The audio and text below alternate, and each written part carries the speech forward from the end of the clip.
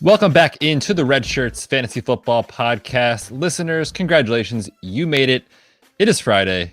Have a beverage with the boys, Matthew Betz, Matt Okada, John Helmkamp. We are back on your YouTube channel, on your phone, your tablet, your computer, maybe your TV. We have a listener who sent us a screenshot of them watching us on their TV, which was awesome. Do that and let us know if you're liking it or not. If you want to watch our faces and our ridiculous takes, that's the place to do it. Or in your podcast app, or, maybe you just want to hop on the YouTube, see Okada's crazy hair, see John's beautiful beard, see my fresh new haircut, guys. This is a new quarantine haircut. Got Very to the fresh. barber. Yeah, man. Dude, so necessary. It was so bad. But we are now somewhat presentable, and we're here to talk some football, fellas. Let's do it. Last episode, we talked 2020 breakout candidates. We were all hyped about these players, and now we're going to bring the mood down a little bit. Maybe we can edit in Okada some like sad violin or piano music about these candidates we're talking about, because man, we're nervous about these guys this season, and we're going to tell you why, and maybe stay away from them in drafts. We'll see. Fellas, we're going to skip news. Not really much going on in that front. We're going to get right into the bust candidates. I'm going to kick over to John first, because this is a player last year who came onto the scene out of nowhere, like burst onto the scene, but he's saying maybe you should temper expectations this year. John, who is it? So first and foremost, this is a player that I love, and this hurts me. This hurts my heart in a big way. I was on this guy going into last season. I got a lot of shares of him. It worked out incredibly well, obviously. That is one Mr. Aaron Jones in Green Bay. Aaron Jones, far and away is the most talented back on that roster. He's the second most talented offensive player, skill player, behind Davante Adams that the Green Bay Packers have. Easy. Why they do not want to feature him in their offense makes no sense to me. First, it was Mike McCarthy several years ago with hashtag free Aaron Jones. Then we finally thought that we were going to see it last year. Jamal Williams, was still a thing and hanging around and taking carries and splitting that backfield. And then he gets hurt, so Aaron Jones is all that they have, and he goes absolutely bananas sandwich and gets 19 touchdowns on the season. Ridiculous numbers. Averaged 4.5 yards a carry, which is solid, not excellent, but was very good in the passing game as well, was incredibly heavily utilized in the red zone. It looks like a stud. It looks like he's arrived. He's here. He's a running back one. We can all count on this, right? Freaking Matt Lafleur, cram it up your cram hole, Lafleur, has to go off this offseason. Cram it up your cram hole, Lafleur. All he said all offseason is that they want to bring in more running backs. They want to bring in more carries spread around. They want to run the ball, but not just Aaron Jones. You don't want to feature him. You want to bring more guys. Go out and they get friggin' thick freakiness. Dillon really high. I don't know why they spent the draft capital on AJ Dillon. Maybe they've got a plan for him. He just doesn't seem to fit at all with that offense. The only thing that I can think of is that Lafleur is trying to recreate what he missed out on with Derrick Henry when he was in Tennessee, and just go complete smash mouth, big bruising running back downhill, which I guess is a style to play, but it doesn't make any sense when you have Aaron Rodgers at quarterback, Davante Adams at wide receiver, and Aaron Jones in the backfield. You can't just take those players and make them fit this mold, which I guess also speaks to why they brought in Jordan Love. It could be that he's just going, you know what? We're going to transition to the way that I want to run it in a few years, and we're just going to weed all of this out in the meantime. I don't know. I hope not, because that offense is really fun, and it's really great for fantasy with Aaron Rodgers and Davante Adams. We all love Davante Adams and think that he's got a real chance to lead the NFL in receiving touchdowns this year. But Aaron Jones, who was ridiculously efficient, has been his entire NFL career in the rate at which he scores touchdowns, just doesn't look like he's going to be as featured as people want him to be. He's not a lock for running back one production. Jamal Williams, I think, is going to carve out a decent role in that offense when he's back and healthy. And A.J. Dillon might just be the bulldozer that gets the ball inside the 5-yard line, and they lean on him for the red zone touchdowns. That carves out a lot of what helped Aaron Jones give you those points all last season. Yeah, it's tough, man. It does suck to talk about it because he's a great football player, and he has been such a steal in fantasy because he came out of nowhere. And unless you were on him in dynasty leagues, like as a rookie, and you kind of knew what was coming, you missed out. And now I feel like it's too late to get in, and it's going to disappoint you because, like you said, the efficiency, especially in the red zone and inside the 5-yard line, is not sustainable. I finished my projections for the Packers. I've got him rushing for 8 touchdowns, so still respectable. But if you're expecting top 5 running back this year, you are going to be very upset come end of the season. I agree, man. Matt Lafleur, dude, like, I'm going to talk about it with my bust pick here, spoiler alert, but I don't like what he's doing with this offense. He's putting a stamp on it in a negative way, calling less efficient plays as a whole. A.J. Dillon in the second round, man, what are you doing? Like, I don't know. I'm nervous. I think Aaron Jones can potentially overcome it if they try to give A.J. Dillon and Jamal Williams the ball and it doesn't work, then they say, okay, well, Aaron Jones, here you go. But I think they're going to try to just pull him back, and it's a bummer because, as we've seen, he has top 2 upside in fantasy, and he won't reach that this year, unfortunately. So I agree with you, John. Temper expectations for Aaron Jones. All right. Apparently, I got to be this guy who defends Aaron Jones, which is not really a position I wanted to be in because I honestly haven't been that high on Aaron Jones this offseason. But here's the thing, guys. I just dove into some numbers while John was sassing Matt Lafleur and his Packers offense. If you take away 9 touchdowns from Aaron Jones last year, 9, which brings him down to 10, still a good number, but not at all unrealistic.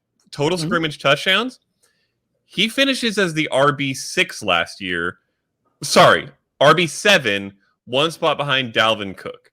If you take away 9 touchdowns, he is currently going as the RB13. He is not going as the RB2. If he was getting a top 3, top 4 ADP, I would 100% buy into this take because I, among everybody else here, preach regression. We always preach regression. If you want to get good at fantasy football without listening to our podcast, which you shouldn't do, just keep listening to our podcast.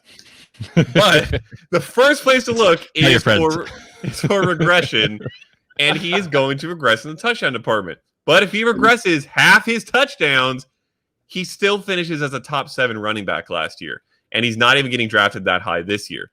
So is he going to be worse? Yes. Is he going to be a bust compared to ADP? I'm not necessarily convinced that he is. But see, here's my concern with Aaron Jones is that, one, I think that he does lose basically half of his touchdowns. Sure.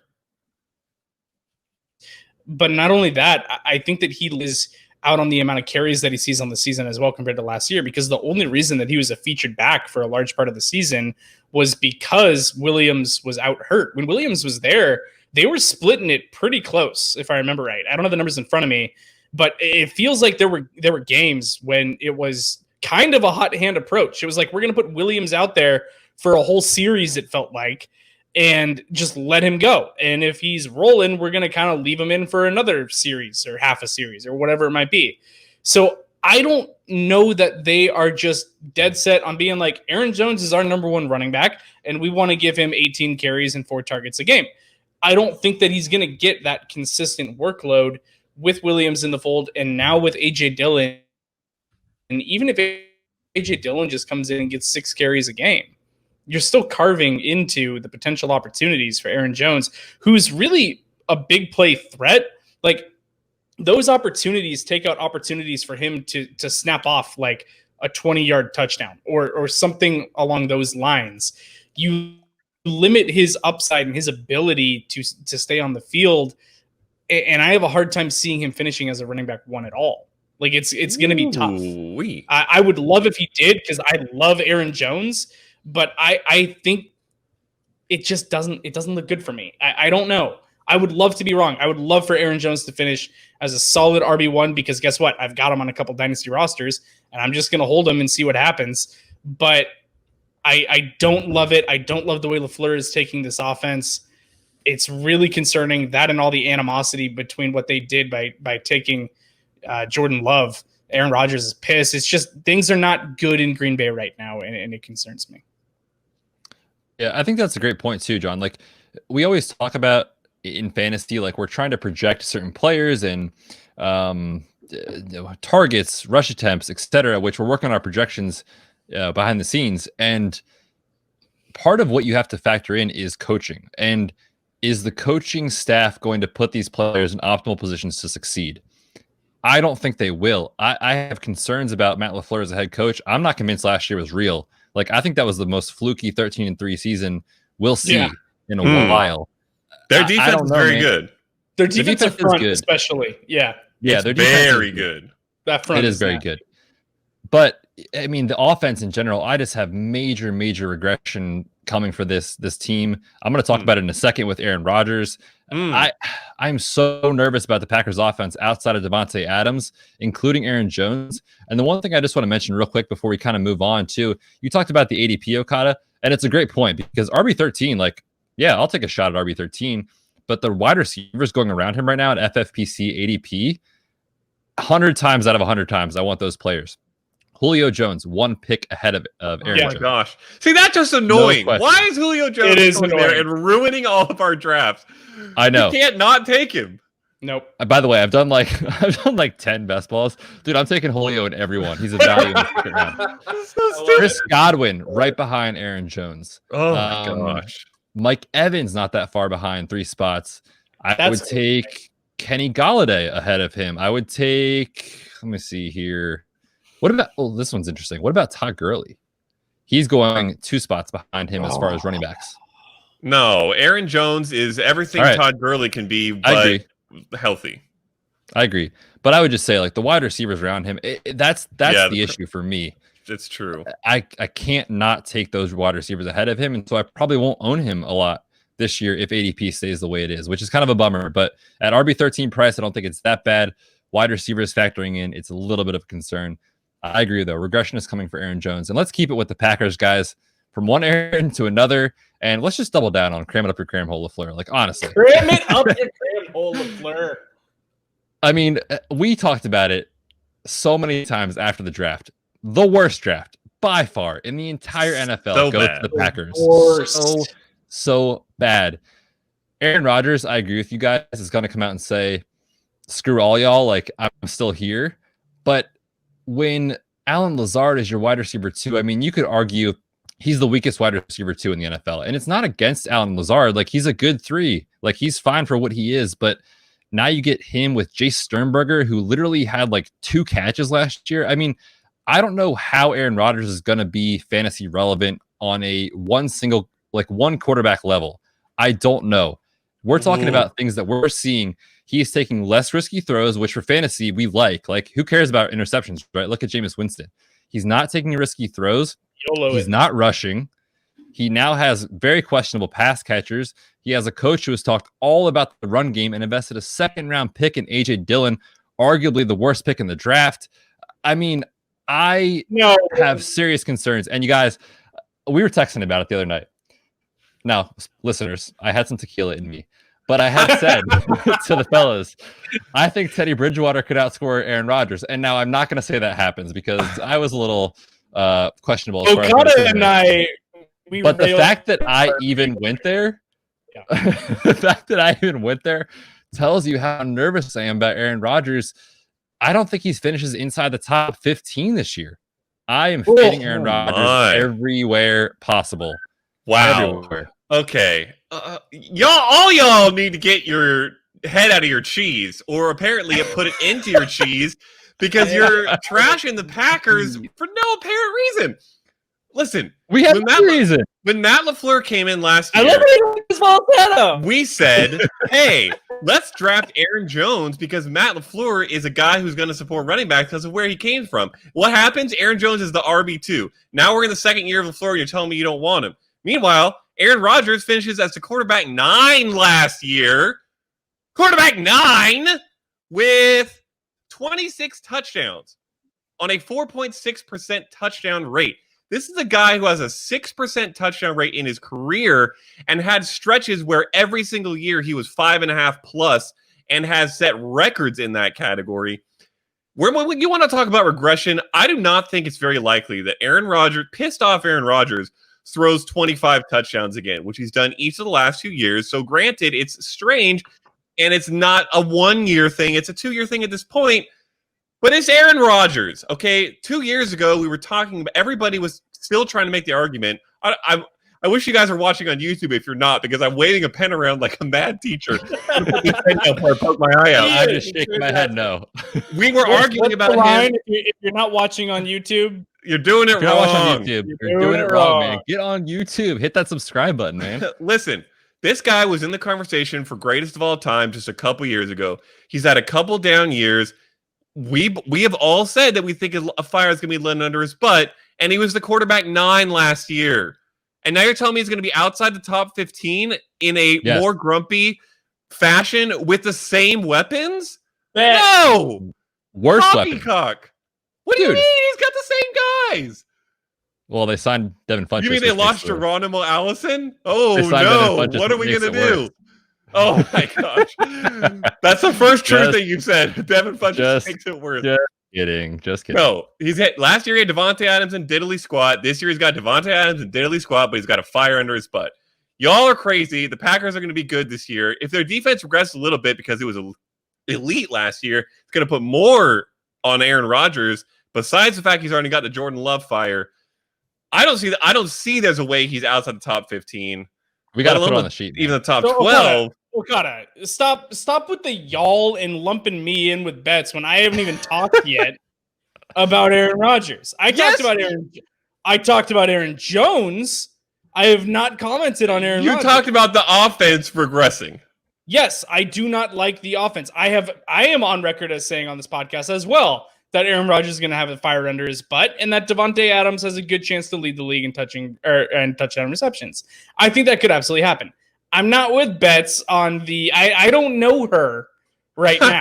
I'm not with Betz on the outside the new podcast. Who dis? Yeah, new podcast. Who dis?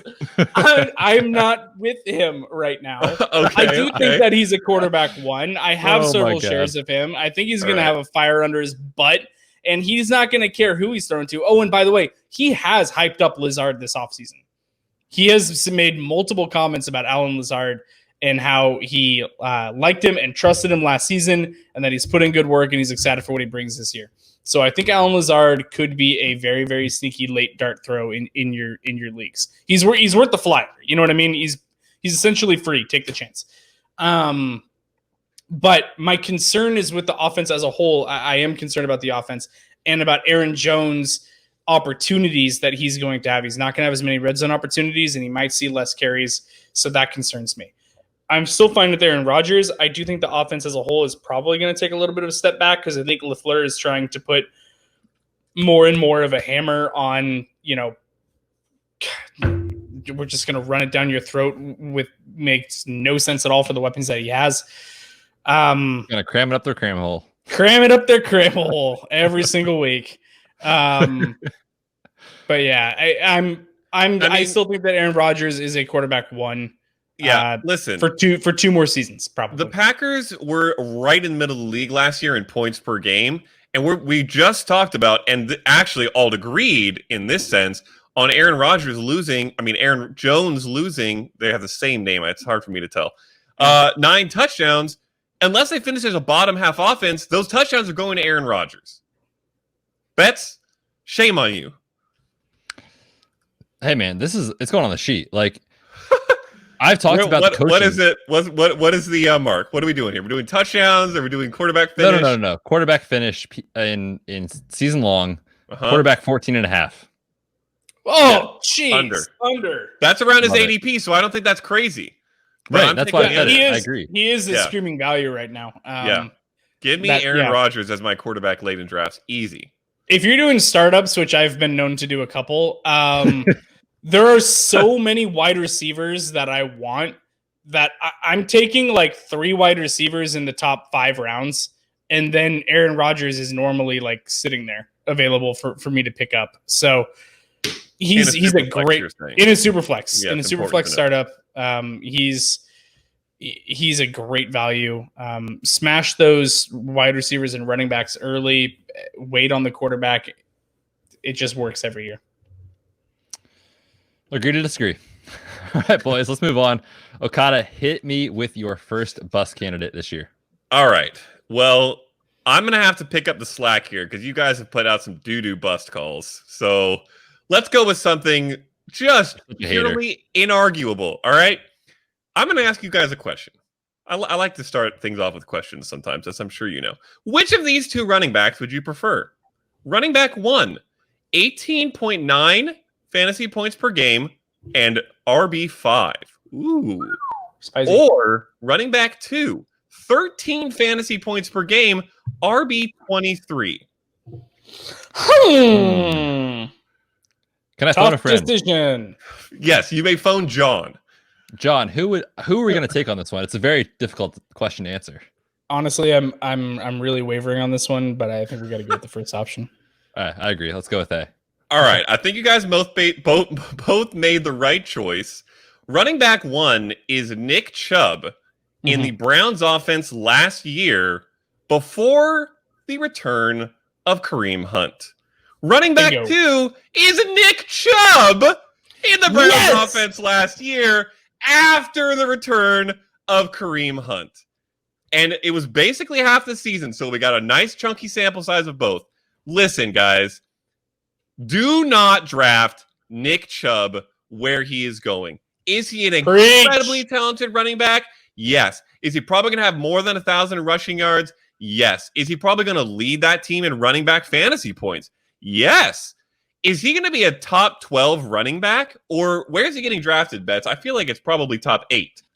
Let me pull it up real quick. Running back 8. I just pulled it up. Is he going to be a top 8 running back with Kareem Hunt there for the entire season? Where are you looking? No.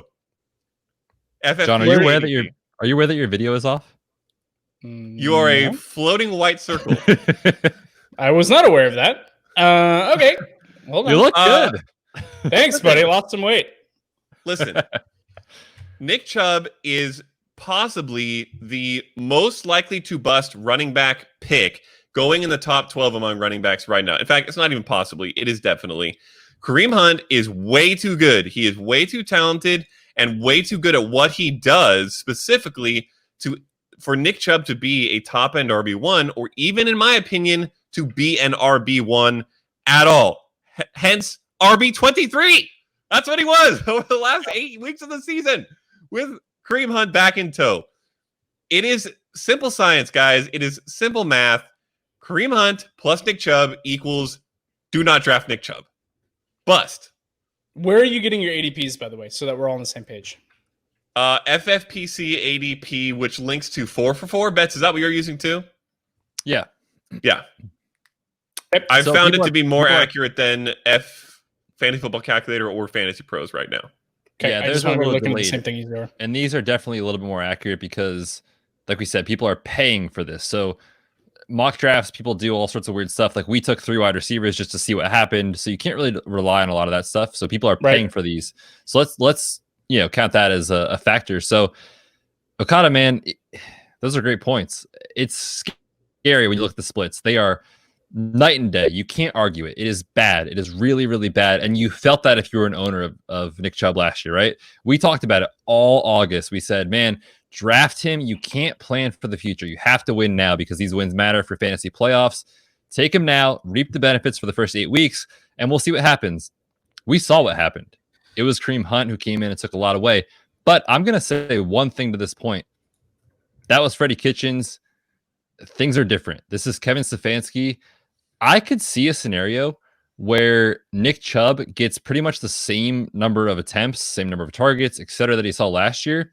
And you just look at what Alexander Madison did for the Vikings last year. We kind of translate those over. That's in the range of outcomes. So I'm not completely out on Nick Chubb yet. I agree. If his price gets higher, I'm going to be pretty concerned. But man, Nick Chubb is such a good running back. They upgraded the offensive line with Jack Conklin. Run heavy scheme. I don't know, man. At that John. price, I'm concerned, but I'm still very in on Nick Chubb as a talent and as a player. John is our number one running back scout. I want to ask you this question, John, and I'm mostly interested to see how quickly you respond. Who is a better running back, Nick Chubb or Kareem Hunt? Scream it. Fast, fast, fast, fast, fast. Oh, I can't. Exactly. I can't. Exactly. Scream that.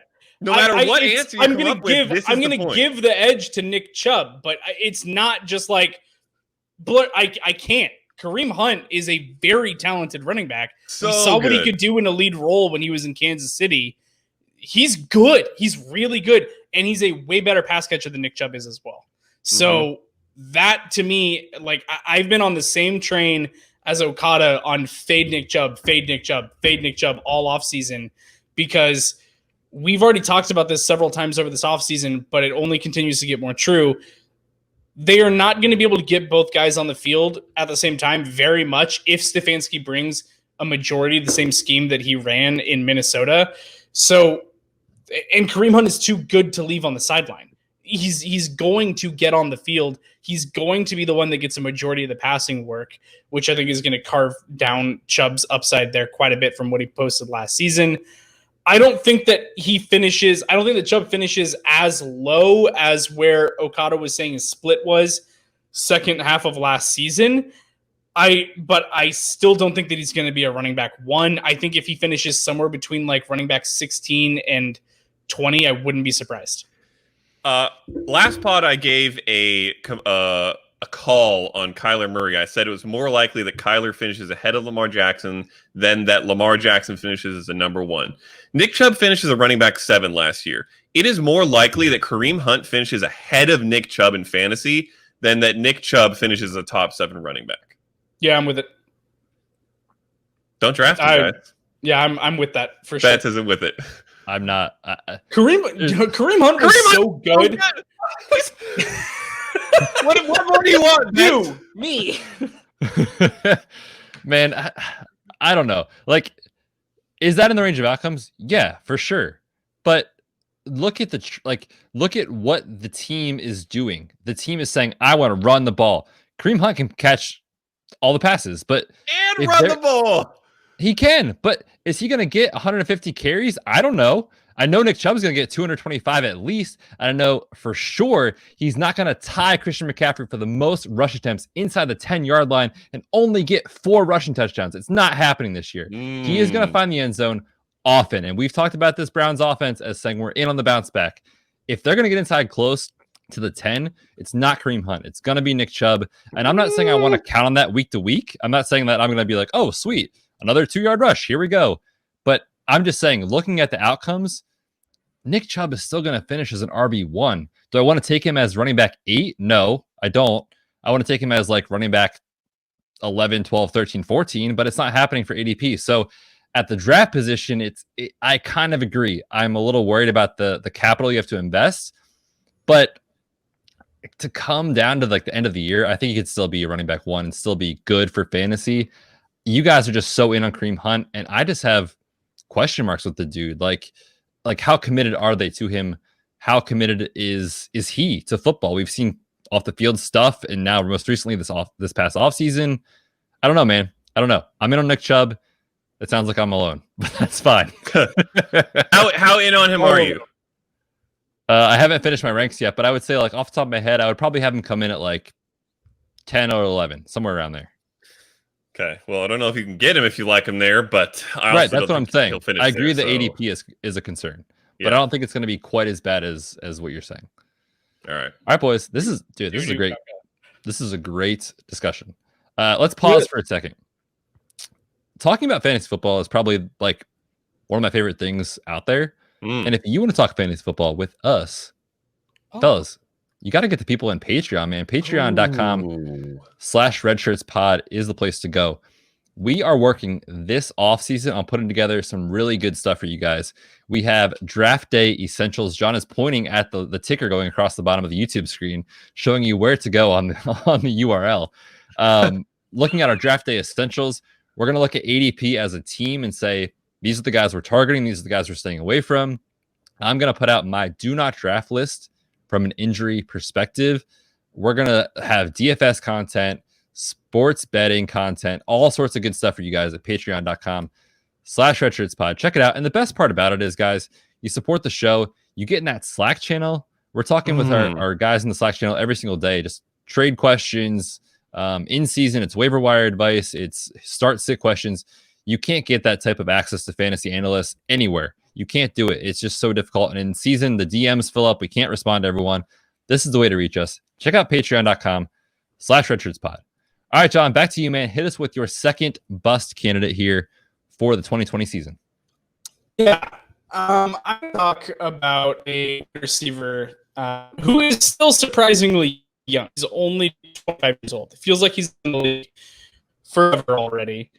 And he's on a very, very potent offense, an offense that everyone believes could be one of the best offenses in the league. So why on earth would I fade this guy? I'll tell you. I hope you're not about to steal my guy, John.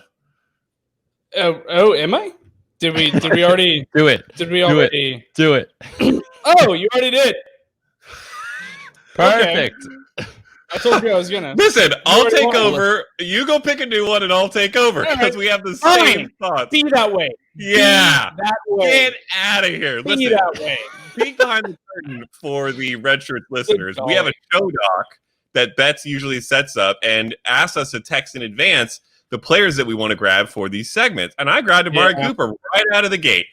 And Jonathan grabbed someone else who he decided he didn't like so much because the ADP is not too bad on him. And so then in our private chat within the StreamYard where we do our thing, he says, all right, guys, I'm switching to Amari Cooper. To which I responded, no, you're not. I already have Amari Cooper, to which he did not see the reply. I did not. John's going to go find a new receiver while I tell you not to draft Amari Cooper. And then John, I'm sure, will come back and say, I agree with all your points because clearly we're in the same mind space today. Here's the thing. Yeah, basically. Amari Cooper had 7 games last year with fewer than 50 receiving yards, guys. He finished as a wide receiver 1, back-end wide receiver 1, on the merit of some blow-up games, but nearly half of your half of your fantasy season, because your season's not even all the entire year, half of your fantasy season, he finished with less than 50 yards. The guys behind him, by the way, in end-of-year rankings, Keenan Allen, 4 games. Julian Edelman, 4 games. Allen Robinson, 4 games. Mike Evans, 2 games. All of them had some less than half as much, less than 50-yard games as Amari Cooper. That was last year when Dak Prescott absolutely popped off, led the entire league in passing, and they had not yet drafted top wide receiver prospect and first-round pick CeeDee Lamb, who they now have. Now, is CeeDee Lamb going to be the wide receiver 1 all of a sudden? No. But you know what? Michael Gallup might, because everybody's talking about CeeDee Lamb. I'm talking about Michael Gallup. Michael Gallup is an incredibly talented receiver that is getting massively overlooked right now. And I think there's a legitimate chance that he jumps Amari Cooper as the actual de facto 1. Maybe Amari Cooper has more yards. Maybe he has more touchdowns. But I think Michael Gallup may be the consistent wide receiver 1 on that team and the first look for Dak Prescott potentially very soon. So now you've got inconsistent Amari Cooper getting encroached upon by a now breaking out potential elite receiver in Michael Gallup and a first-round talent in CeeDee Lamb coming in to take away targets and produce. Listen, do I love Dak Prescott? Yes. Do I have him probably as my QB2 this year behind Patrick Mahomes? Very possibly. He's going to be in the running with Lamar Jackson because I believe that they will be that good with all these receivers. But can Amari Cooper specifically be a wide receiver 1 with those guys there? No. And even if he finishes as a top 15 guy, he's going to do it in an unreliable way that leaves you sad at least as often as it does happy. So no thank you. That's my biggest thing with Amari Cooper is not necessarily where he's going to finish at the end of the season. It's how he's going to get there. He's probably going to have 3, maybe 4 multi-touchdown games on the season. And then the other games, he's going to have 3 catches for 36 yards against the Eagles, who have nobody covering. And you're going to go, why the hell did he not perform against this secondary? It makes no sense. He's supposed to be good. It's a good matchup. I did everything right. I played him, and he just disappears. That is what it's going to be like owning Amari Cooper. It is absolutely infuriating. And then all of a sudden he's going to go off and put up 40 fantasy points on Thanksgiving, and you're going to be completely confused as to what the hell's happening. And you're probably going to bench him that day anyways. So it's really, really annoying. He's so inconsistent. He's so streaky. It's infuriating to own. And it doesn't make sense. Like, he's a really talented wide receiver. He's a incredibly polished route runner. I don't get it. I still don't understand what makes him just pull these disappearing acts. Is it effort? Is it headspace? Is it he doesn't care? I don't know what it is. The coaches decided to just sit him for the last play of the game against the Eagles for what would have decided who goes to the playoffs. The most important play of the season. They just sat him and left, what was it, Randall Cobb out there? Yeah, Randall Cobb they left out there. I don't know why he just disappears, and it's infuriating, and I don't like it at all. Being drafted as a wide receiver 1, I mean, no. Please take Julio instead of Amari Cooper. Please. I beg you. Always Julio. Always Julio. Yes, always Julio. I beg you to please take Julio Jones instead of Amari Cooper. His ADP is way too high. Yeah, guys, we've been I feel like we've been disagreeing a lot on these last 2 shows, but I agree 100%. Okada, you remember this last year.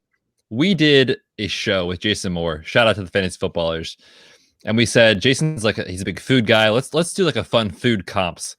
Amari Cooper, to me, was a drive-through cheeseburger because it looks great on the surface. On the commercials, you're like, yes, I'm in. You get to the drive-through window, you open up the box, and it's just smeared everywhere. You don't know what you're going to get with this dude. You never know. You never, ever know. I don't want that on my fantasy roster.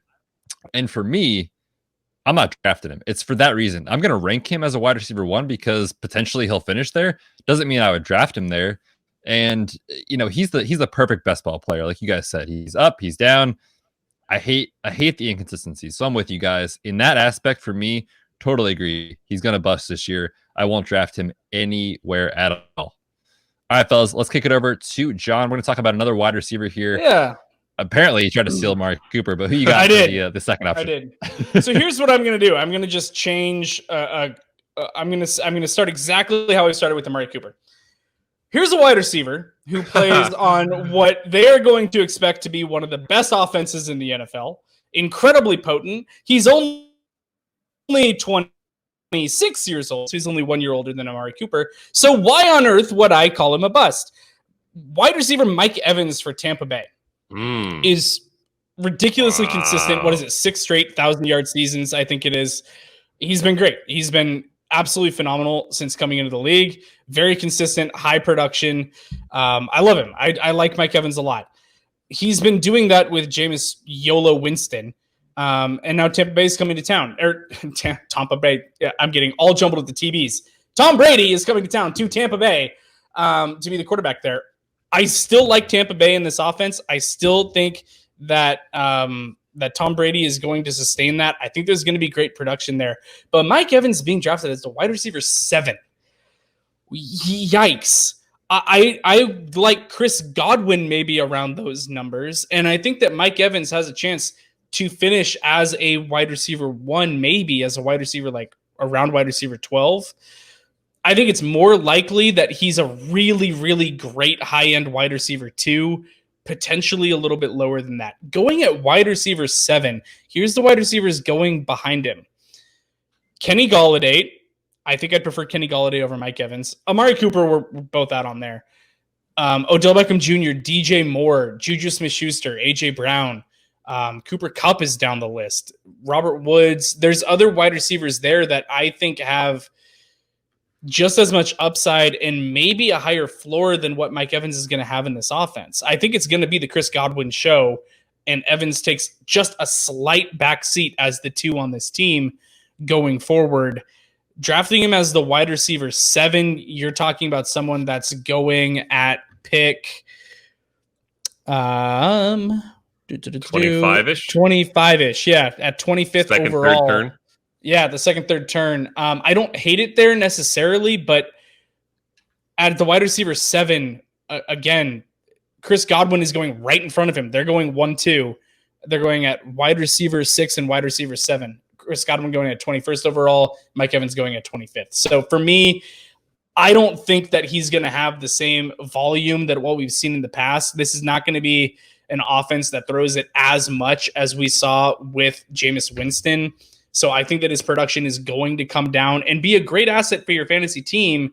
But if you're drafting him to be your one, I want someone that has a higher ceiling than what I think Evans is going to bring to the table. I think that he's going to be a very consistent wide receiver 2 with wide receiver 1 weeks, but not someone that I want to draft for big upside. Yeah, I couldn't have said that better myself, to be honest. He just seems like he's in no man's land of ADP. Like at wide receiver 7, no way. If he was going as like wide receiver 15, I'd be like, yeah, he'll have some wide receiver 1 weeks. Like I'll take him as my wide receiver 2. That's fine. Sure. But to take him at wide receiver 7 at the back half of the second round, where there's still a ton of really good running backs, wide receivers, like you said, that I would prefer over top of him, it's tough to see a scenario where I own a lot of Mike Evans this year. I think I'm with you, man. I think he's going to bust if you're taking him at that price. I just don't see it happening. I really don't think people understand how good Jameis Winston's turnovers were for this offense. I mean, the volume is insane. It's so important to talk about how he project this offense and Mike Evans specifically, because I think Godwin's safe with his receptions. I have concerns, man. So I'm with you. I think Mike Evans is fine. He's a great wide receiver 2 this year in fantasy, but to go at 7, yeah, that's too rich for my blood. Yeah, here's the issue, guys. This offense has given us one of the most incredible duos we've ever seen last year specifically, and even the year before Godwin was starting to break out. And it's worth asking, like, well, these guys are both incredible, and they both just were in wide receiver 1s. What do you mean don't draft Mike Evans? They're both really, really good. Mike Evans has been incredibly consistent. Here's the thing. Over the last 2 years, the teams with the most passing yards, Buccaneers in 2018 with 5,400, Steelers in 2018 with 5,200, Buccaneers last year with 5,100. Tom Brady is not throwing for over 5,000 yards. I'm sorry. And I love Tom Brady, and I like his chances because of he wins games. True. Yeah. And he doesn't throw for 5,000 yards. Right. At least not since 10 years ago. Listen, if he throws for 4,500 yards, that'll be impressive. And that's a 600-yard drop from last year and an 800-yard drop from 2 years ago. If he throws for 4,250, it'll be very good. It'll be solid, and the Buccaneers will probably make the playoffs. But Mike Evans and Chris Godwin are not going to both have 1,200 yards in that situation. It's just not going to happen. So you're cutting off potentially close to 1,000 passing yards, anywhere between 500 to 1,000 passing yards. Someone's got to lose out. Godwin is a younger, up-and-coming talent. Evans himself said last year when we were going into the season that I think he was asked a question about, Godwin's coming up to potentially be the one and take your job. Are you afraid? And he was like, that's kind of already happened. He's pretty much already here. And it's true. And this offense is going to be good, I think, but it's not going to be that good from that standpoint specifically. So you're not going to get a 1,400 yard Mike Evans. He's going to have to score 8, 9, 10 touchdowns to return this kind of value, I think. So I think it's a pretty good call. I think he's going to have to return double digits in order to keep that. Could be. To keep that value. Definitely agree with that for sure. All right, guys, last player on the list. We're going back to the running back position, guys. Stay away from Raheem Mostert this year. I don't understand the love for Raheem, man. I like him as a player. Yes, we're all in on this Niners running attack, and it's great. But you know what, guys? That defense is going to regress. Jimmy G is going to have to throw the football. And any given week, I could not tell you with any sort of confidence who is going to be leading the backfield. I couldn't tell you with any confidence at all. Is it Telvin Coleman? Maybe. Raheem Mostert? Sure. How about Jerick McKinnon, who, by the way, hasn't been on a football field in 2 years? They still want him on their roster. I can't express enough how much of a committee this is going to be. Fellas, the ADP, we've been talking about it all night, right? ADP is what it comes down to because I like Raheem Mostert. I think he's a good football player. But here's who he's going around, guys. In best ball ADP, people are paying money. They're losing money when taking Raheem Mostert. Listen, DK Metcalf is going behind him. Cortland Sutton is going behind him. Oh, Keenan Allen, DJ Chark, Tyler Lockett, Terry McLaurin, Mark Ingram, Davante Parker. I mean, what is happening? All of them. Give All me of them. literally every single one of them. All of them. If you want to take Raheem Mostert in the 9th round, be my guest, but he's not lasting that long. You're not going to get him there. The draft capital to invest in a player like this, it's so inconsistent. You don't know what you're going to get. I am completely out on Raheem Mostert this year. I won't own him anywhere at that price. I just can't trust it with this offense and how they use the running backs. Guys, it's crazy how hyped people are. And recency bias is so real in fantasy football. You remember Carson Wentz going out of the playoffs because of another injury, thinking he's fragile, right? People are down on Carson Wentz. People remember Raheem Mostert carrying that team in the playoffs almost to a Super Bowl win. It's just, you gotta move on. You gotta look at the bigger picture. It's not for Raheem, man. At that price, no way. So here's the thing, Betz. I'm even going to take what you just said an extra step. Because what you just said was people remembered Raheem Mostert taking this team to a Super Bowl, or almost Super Bowl win, certainly to a Super Bowl. Here's the thing that people forget. All these people saying, and I've seen it on Twitter, oh, he clearly won the job. He's clearly the guy. We could go into this year and expect him to have 20 carries a game. Does anyone remember what happened in the divisional round against the Vikings? Tevin Coleman. Freaking Coleman. 2 carries for Tevin Coleman, 105 yards and 2 touchdowns. Meanwhile, Raheem Mostert sitting on 12 carries. That was in the divisional round of the playoffs. Raheem Mostert did not win the job. Playoffs. Then in the NFC Championship, he came out and had that massive game. 220 yards, 4 touchdowns. Yeah, it was insane. That's what everybody has seared into their mind because it was the best performance of the playoffs.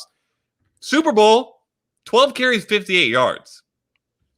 It was one game. It was one game in the playoffs that he popped off for, and one of the other 2 games, he wasn't even the lead running back. So everybody freaking out about Raheem Mostert being the guy either doesn't understand Kyle Shanahan at all or doesn't understand what else is there in that San Francisco backfield, because Tevin Coleman is still good, and if Jerick McKinnon is healthy, I don't think there's a huge disparity between the 3 of them at all in talent. I think you may get just as much talent out of any one of those guys as any of the others on any given Sunday. # movie reference. And that's exactly what Kyle Shanahan wants and expects. He is going to find the guy that fits the game plan, find the guy with the hot hand. He loves having 3 guys with equal talent, and he's going to use all 3 of them. No thank you on Raheem Mostert. This is probably the best pick of your whole podcast, Betz, because the other ones were trash. Nice little I think cherry at the end of that. Lovely. That was such a backhanded compliment. It was beautiful. It was. I'm in agreement, and it's so funny because everyone says that you can't use the same information for 2 different narratives, but situations matter a ton. Like when one team doesn't draft a running back, it's because they've got their stud and they love it and they want to utilize it. When another team, San Francisco, doesn't draft a running back, it's because they don't care who's at running back. Nope. At all. Nope. Shanahan does not care who's at running back. It doesn't matter how you are, how young you are, size, your speed, your draft capital, if you are undrafted free agent, if you've been on 9 different teams or however many Mostert's been on. It doesn't matter, which is great for those individual players and their stories and their ability to become, viable options in an NFL offense. Fantastic for those guys. Great for them. Good on Shanahan giving people shots like that. It's great. For fantasy, it sucks. It absolutely sucks because any given week, like what Matt Okada was saying, any given Sunday, it doesn't matter who's in the backfield. It's basically whoever's healthy, and whoever gets the first carry is probably going to get the most of that game. And that's just it. It changes week to week. I'm with you. I can't fathom these ADPs. I'm looking at it still, just the running backs alone instead of some of the other talented players there, but running backs alone going after Raheem Mostert. Basically all the rookies except Jonathan Taylor. Cam Akers, DeAndre Swift, J.K. Dobbins, Keyshawn Vaughn are all going after Raheem Mostert. Mark Ingram is going after Raheem Mostert. Ingram. What do you mean? Mark Ingram, who's going to be a solid running back 2 that is going to have touchdown-dependent running back 1 weeks, is going after Raheem Mostert. I don't understand this at all. Get away. Stay away. I don't Stay away. if you put out a little spreadsheet for yourself going into your drafts and you print it all out and you're going through and you're highlighting who you want here and that person over here, take a big fat black Sharpie and strike it through Raheem Mostert's name. Do not take him at all. Yeah. Hey, we've been talking about our Patreon content, right? We're gonna sift through the ADP. We're gonna tell you guys who we like, who we don't like. This is a freebie. Like, we're giving it to everyone. Don't do it. Do not do it. Okada, you have one final point? Well, I was just going to say, John brought up Darius Geis as a breakout candidate on the last podcast. He's going 10 running back spots, a couple rounds behind Raheem Mostert. If you get 2 running backs in the first 4 or 5 rounds, and then you're looking at Raheem Mostert as your third, or Darius Geis another couple rounds later, that is not only a smash. I'd probably rather just have Darius Geis straight up as my running back 3 than Raheem Mostert. Absolutely.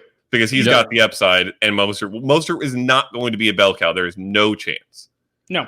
0. Like, straight up ADP independent, doesn't matter. In a vacuum, Darius Geis or Raheem Mostert, it's Darius Geis. Yep. Easily. I think we are all 3 in agreement on that. Man, shout out to Raheem. What a guy. Love him. All right, boys. We're going to close out the show on that very positive note. What a way to end the show. Listeners, if you're liking what you're hearing, drop a rating and review in your podcast app. When you do, you're going to get entered into the Davante Adams jersey giveaway that will not last much longer. Time is running out. Get up in there. Get up in Patreon. Check that out. Follow us at Matt Okada, at Dynasty Beard, at The Fantasy PT, and the show account is at RedShirtsFF Pod. We're back next week, and until next time, we are the Red Shirts.